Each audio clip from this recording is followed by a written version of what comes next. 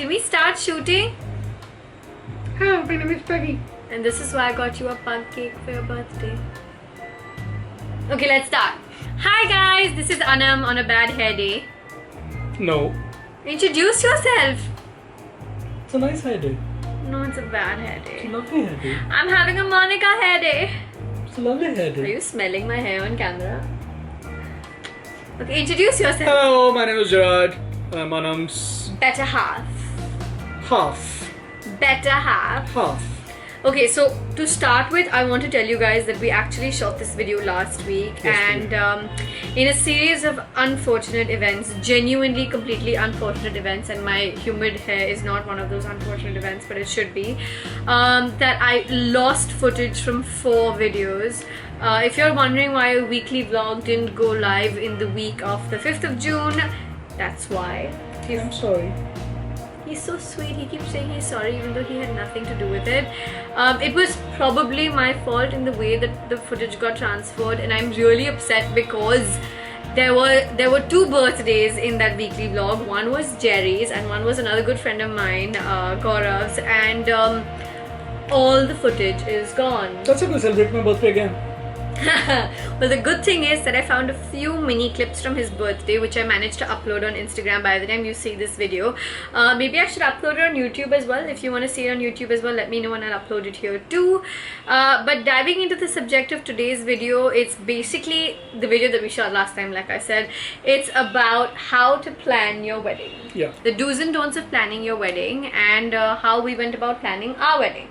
So we're gonna break this down for you into the many parts of how we planned our wedding. Part A is getting engaged. I think that's a very important part about getting married. Very crucial. In India, most people have engagement ceremonies and go with a mahurat, or sort of just involve the families. Ours was a little bit of an unconventional, more Western kind of an engagement. But Jerry proposed to me. I knew it was coming. I didn't know it was coming that soon, but I've talked about that with you guys before, and you know how it can be if you're engaged. But basically phase 1 is getting engaged. Yeah. Which for us happened last year in June 2016, on your birthday. June 4th. June 4th, 2016. That's what I meant. I didn't mean like June 16th. June 4th. 2016 is when we got engaged, on his birthday, and I think for us we decided to sort of, since I sort of did most of the planning on the wedding, decided to break it down into like keeping monthly goals on how we want to plan the wedding. So I think the first thing we ticked off our list was, when do we want to get married? Yeah. That was very important for us because we didn't want to get married during the summer. We didn't want to get married during the rains. We were very clear that we wanted a winter wedding. We didn't just know which winter we will have our wedding at. Yeah, so our options were December 2016, Jan 2017, December 2017, and Jan 2018. Yeah. We basically had like 4 options, and then December 2016 was too close, Jan 2018 was too far. So we basically came down to Jan 2017 or December 2017. Suddenly December 2017 seemed too close to Jan 2018, so we cancelled that as well, and we finalized that it would be Jan 2017. I think that was one huge thing. So I think after you get engaged, I would say the step 2 is for you to pick a month when you want to get married, because that's going to be a very important part in playing a role in the clothes, the venue, how you plan everything logistically. Which brings me to point number 3. I think that this is a really, really vital part of planning your wedding. Almost as important as actually getting engaged is decide the scale of your wedding and whether you're going to need a wedding planner or whether you're going to do it yourself.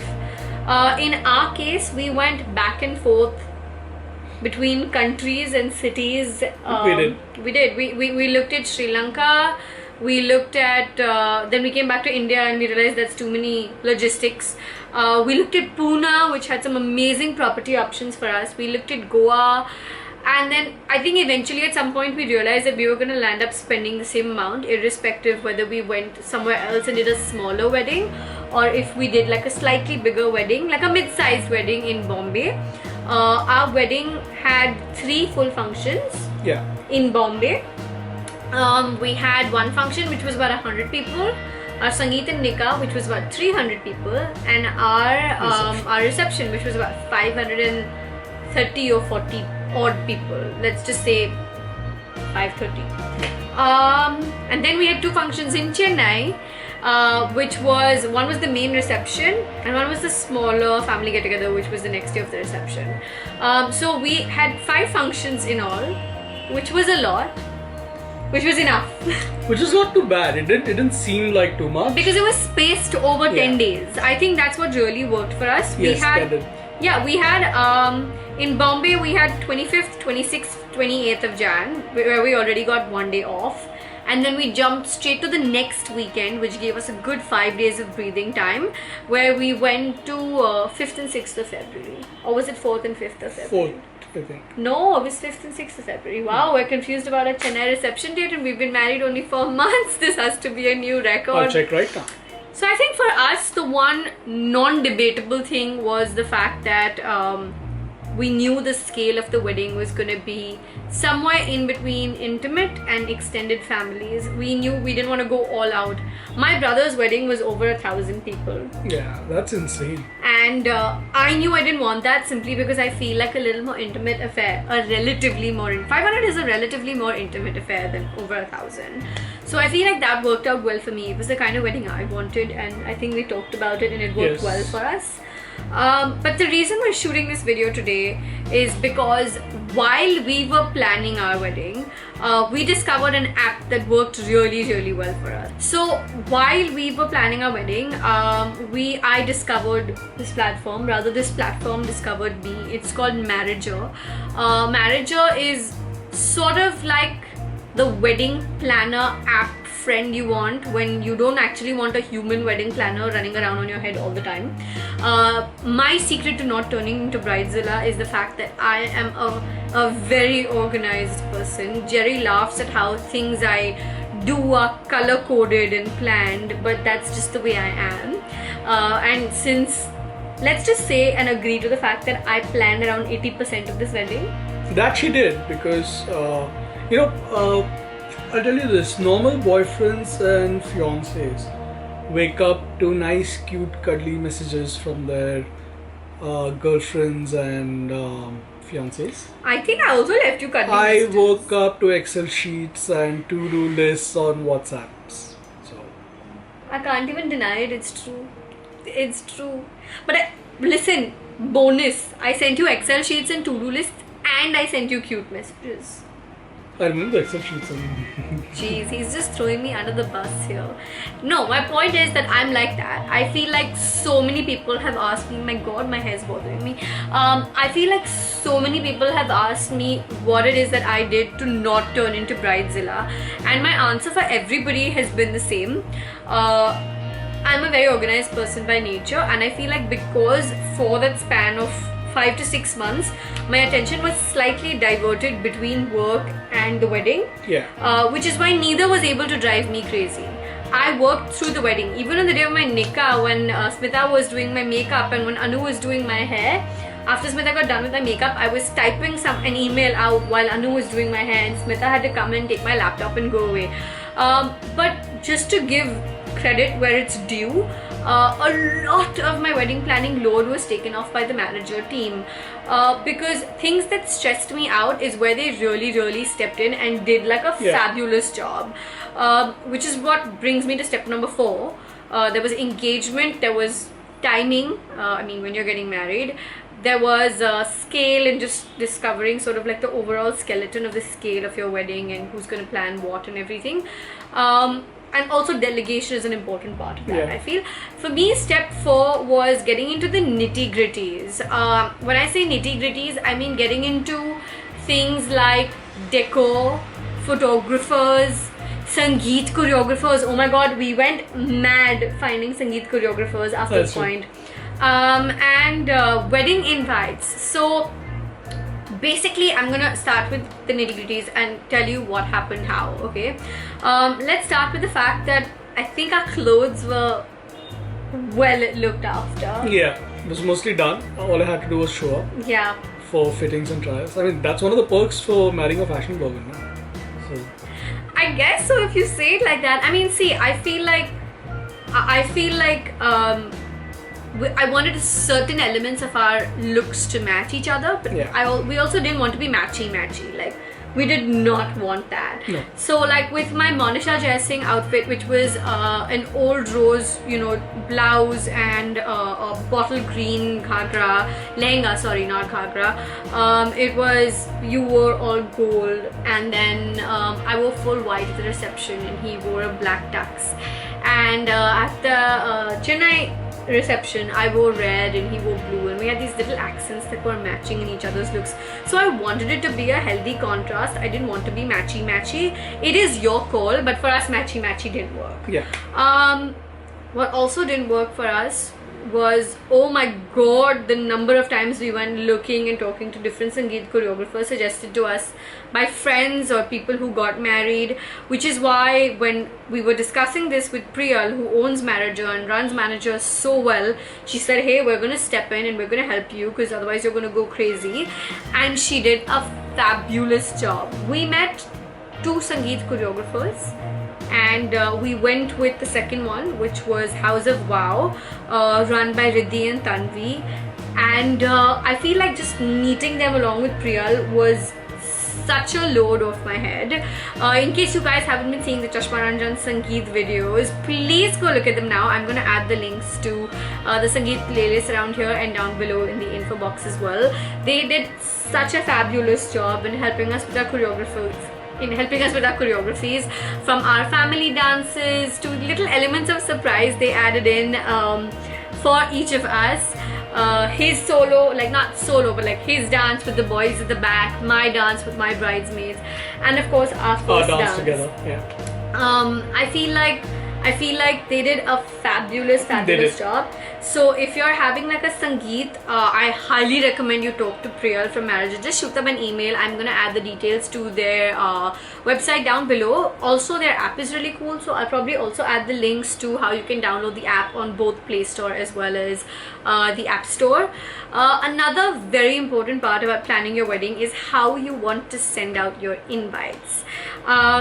Now this is something we went a little back and forth on. Yeah. Because I was keen on doing evites right from the start. In fact, for quite a while, I wanted to send out pen drives to everybody, but then I realized not everybody might be able to open it, see it, actually do it. We were like, there was too much like what ifs there. But then again, I discussed with Priyal on the point of going ahead with the evite idea. Jerry was slightly concerned about evites. At the beginning, yeah, I didn't want evites. I wanted normal traditional wedding cards because I felt that while evites would be great for friends and peers and stuff, for family, for the slightly older generation, you probably require the traditional wedding cards because that's the thing to do. You go meet them, give them the card. Also, you were concerned about how people would RSVP and their personal touch. Yeah. So I think we sort of met halfway. Again, after discussing with Priyal, we came up with like a few means of making sure all ends are met with. What Priyal did was she designed a really cool email as well as SMS and WhatsApp version of messages. So basically what I did was, if we sent you the invite in your mailbox, you could click on RSVP yes and no, and basis the email ID you received it from, we would know whether you were attending or not attending. Yeah. So you wouldn't have to go through a process of filling a form, or like, it wasn't tedious. It was like 2-step procedures. And little detailing like plus ones. Yeah. You could RSVP with a plus one. Yeah. Or without, give the details and stuff. I mean, that was absolutely fantastic. So also apart from emails, because Jerry was concerned about the older generation who may have email IDs but who may not check their email IDs that often, their email inboxes so often. So we came up with a message version that gave them like a link to go to that backend thing on. And the same creative which they used, they also gave us a non-HTML like not a web coded thing, but just an image, so we could send it to like people on WhatsApp and remind them and stuff like that. And everybody uses WhatsApp. I mean, my nanny is on Instagram, so I think it's safe to say everybody uses WhatsApp. And we also followed the EY's personal phone calls. Yeah. So that helped a lot. We made sure each and every invite that was sent out was followed with a personal phone call. Apart from that, we also kept regular tabs on reminding people. So another added feature which came with Priyal's system of invites was that apart from sending out emails, so the first round of emails, if I remember, went out on about 15th of Jan. And there was a reminders that went out on the 22nd for the 26th function, and on the 27th for the 28th function. I think I'm getting those dates right, but it was roughly around that way. So basically they got email as well as SMS reminders for each function, which sort of made it very all-rounder in that aspect. Yeah, and even I got reminders. I got SMSs. I got reminders saying that today's your wedding, please attend. It did say today's your wedding, please attend. It did not say that. No, but obviously I was invited to my own wedding. That was great, because I would have totally forgotten it. You're so sarcastic. What I'm going to do is I'm going to add a screenshot around here right now of a couple of messages that, like, the way they went out, just so you get to see how they went out. I'll also make sure to add the link down below to a full blog post I worked on, which actually talks about the process of how we went around working on these invites and cards. Just a little side note on the point of cards, I don't think they have this feature pointed out on their website, but if you email them, again I will mention Priyal's email down below as well, I think it'll just help in letting you understand how they work, because you can talk to them directly. So if you're getting married or anybody you know is getting married, this should be really helpful, because it was super helpful for us. Yeah. Also, I think that the advantage of going with invites instead of invites was the fact that I remember during Bhai's wedding, my older brother's wedding, we went and saw a lot of options in person in these markets and with these, card designers, and that was completely eliminated. Also, when you, like, a lot of people from the older generation are sometimes offended if you just courier a card to them and don't actually go and hand deliver a card to them. But in this case, it was totally chill because everybody knew there are no cards. So I think that from the point of view that we were planning our wedding and there was so much going on, it was a slight bit of the load that was lifted off. Yeah. We called each and every person and spoke to everybody, but we didn't have to go and meet them just to give the invite, which I feel I know that it's a very Indian thing to do that and it's very traditional, but I feel like practically speaking, considering so much of our time was getting dedicated to planning the wedding and working, I mean, it's not like we were taking offs during the wedding just like that. It just turned out to be the more practical decision by the end of it. Coming to the next point, logistics. So I think another really cool service that Priyal again offered us from Manager was that if you're having a destination wedding, or if you just basically want support in logistics with regards to bringing your relatives in, cars, hotels, putting them up, making sure everybody has like a little welcome hamper or just like a concierge for the wedding. They offer services like that. They were super helpful with making sure everything was on beat for us. They also introduced me to some really cool decorators, which worked out really well for us. Another challenge I think we personally faced was wedding photographers. But again, so I'll tell you this, okay? Priyal showed us a couple of options of wedding photographers, but I feel what I really appreciated from their point was that when I told her about options that I was getting, like recommendations from friends who were getting married, or people who knew people who were getting married, I showed them to her. She gave me such honest feedback on what might work for a wedding of our scale and our type, as opposed to what was happening I'm sorry, as opposed to what was happening elsewhere. And I feel like as a wedding planner, or as someone who is running a wedding planning app, it's really important to keep in mind that this was one of the biggest days of our lives. And even though there were like other things where we didn't necessarily so even though we didn't land up going with that particular A/B photographer that she sort of recommended to us, the photographer options that we had with her, we sort of ran them by her. And I feel like personally we're like that in person. If you're coming to us for business advice or advice with regards to anything you're starting, it may or may not profit us, but I think that as long as it's honest advice, it works really well. And I feel like as a wedding planner, as someone who's running a wedding planning app, we got some really great advice from Priyal on like several topics. One of the great things about Priyal and Marriager, correct me if I'm wrong, was that even though they provide a fantastic service, they weren't just service providers. They didn't just behave like service providers. They behaved more like friends who will sit with you, answer our calls. Absolutely. And literally, it came to a point where, Priyal, I would just like call her and be like, listen, I need your help. I spoke to her just this morning because I was like, Priyal, you know what? I did this really cool video about wedding planning and I mentioned Marriager in it, and guess what? And she was like, what happened? That's so sweet, you're mentioning Marriager. And I was like, yeah, and my video crashed. And she's like, oh my god, I feel so bad. And I was telling her that I lost 4 videos worth of footage. And she's like, babe, I can send you like a couple of cameras. Like, I have a couple of cameras. And I'm like, no, I have a camera. I just wanted to tell you, like, I shot this really fun video that talks about you guys. And the whole footage went waste. And she was so sweet. She's like, okay, I'm sending you a camera. And I'm like, I don't want a camera. All I'm saying is like, I'm just sort of like venting to you. So she's grown to become a really cool friend. And I feel like that really works even with our wedding choreography. It helps because it's then easier to trust that person. With one of the biggest days of your life.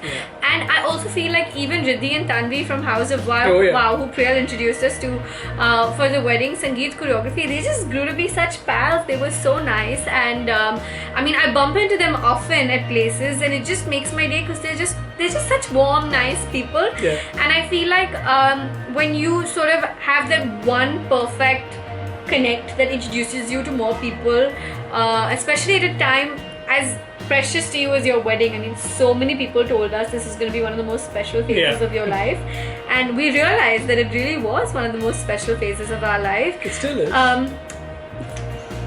Like planning the wedding. Of course, this we can plan another one. Next year we'll get married again. Thanks for clarifying. He's silly. So stuff like that. I feel like stuff like that is really nice. And so I'm just gonna recap all the points that I'm gonna ask you to keep in mind. All the bride-to-bes out there or bridesmaids. I don't know how much the grooms are listening. Listen, because it's very important for you to be extremely supportive. It's very important for you to keep your calm, even though this one was extremely calm. And it had absolutely nothing to do with any of these preparations except to show up. No, but I have to give you credit here.